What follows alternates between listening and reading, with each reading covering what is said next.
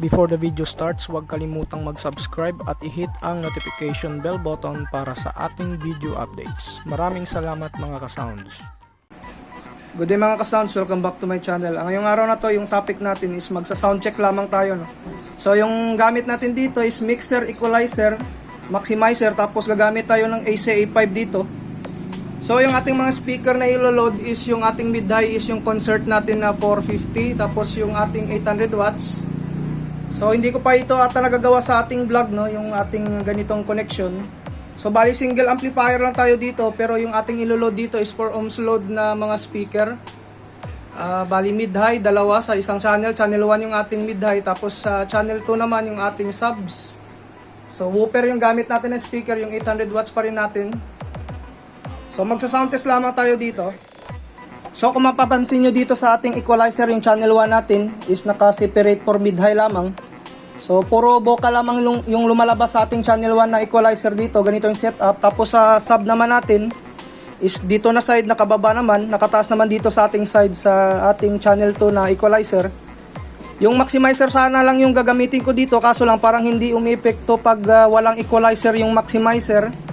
So hindi ko lang alam kung bakit na kanina is ganun yung nangyari.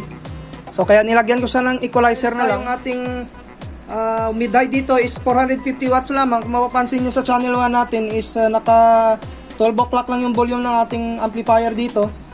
Tapos dito sa isang side naman, sa channel 2 nya is naka 3 o'clock tayo dahil sa mataas yung wattage ng ating sub na 800 watts. So kung gagamit kayo ng mga low wattage ng mga speakers is make sure lang na yung volume niyo is kontrolin nyo lang. Kasi na malakas itong amplifier na ito, pwede niyang sunugin yung inyong speaker pag hindi nyo ito na-control. So mga ka-sounds, mag-play tayo ng music. Hindi lang natin lakasan yung volume niya kasi nga may mga module pa dito yung mga estudyante. So mag-sound test na tayo.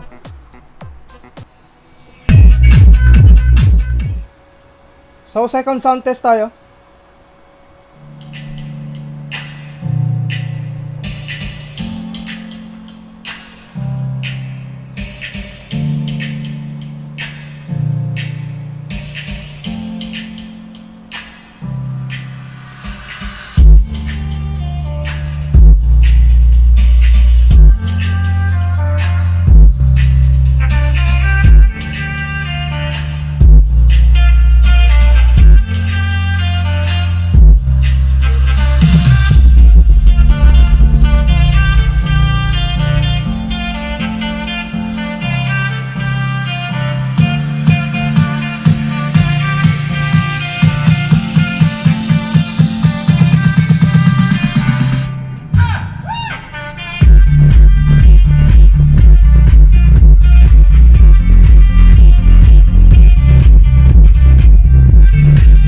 So walang belt yung ating mga speakers, no? So gumagalaw yung ating box.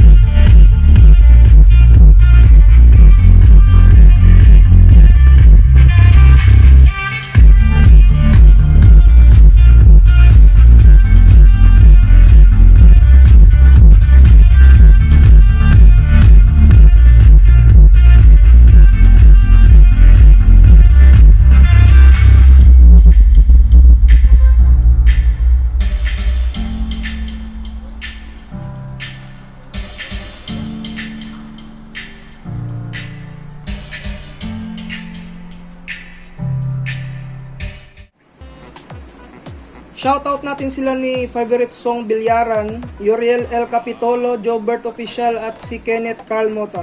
So maraming salamat sa suporta nyo mga ka-sounds.